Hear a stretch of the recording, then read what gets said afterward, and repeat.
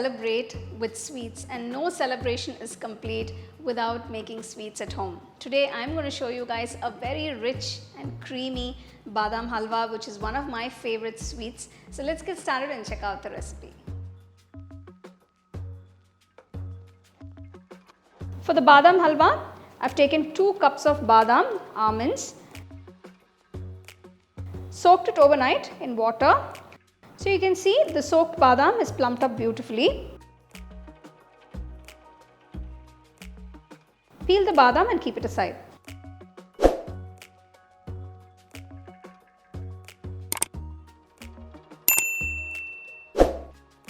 Next I'm going to grind the badam. Now I've taken 1 cup of milk. Gradually pour the milk and grind it to a nice fine paste.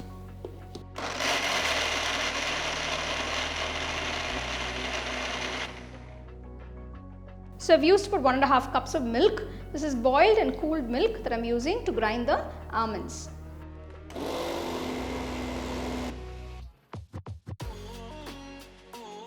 So you can see the badam paste is ground beautifully. It's not too fine or too coarse.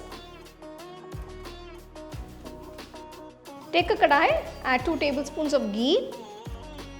First I'm going to cook the badam paste.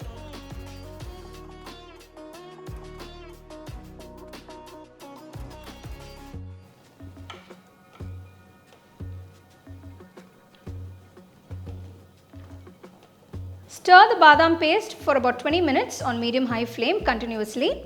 Make sure it doesn't stick to the pan. So you can see the badam paste is thickened beautifully, all the excess moisture is evaporated. Next I'm going to add 2 cups of sugar.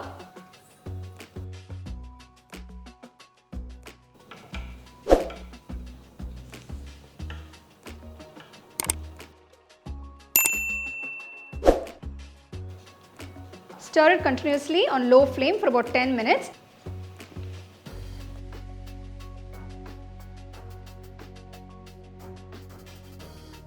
Now you can see the mixture starting to bubble up.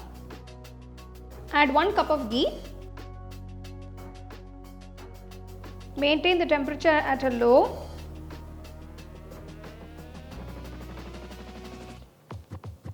After adding the ghee, keep stirring. You can see the mixture has absorbed the ghee completely and it's slowly beginning to thicken.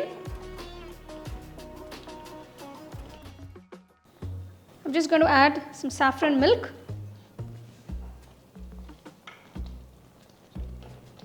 Keep stirring the mixture continuously until it thickens and it's not sticking to the pan anymore.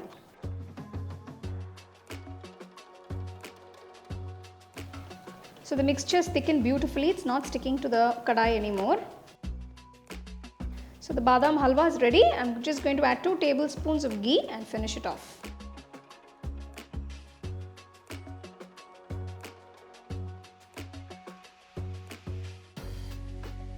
Turn off the stove, serve the badam halwa either hot or at room temperature.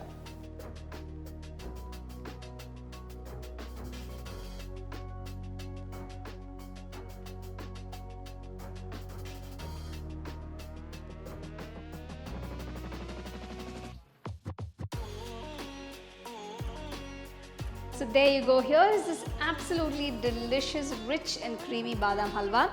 Hope you guys enjoyed the video and the recipe as much as I enjoyed making it and sharing with all of you. Actually, I can't wait to take a bite of this.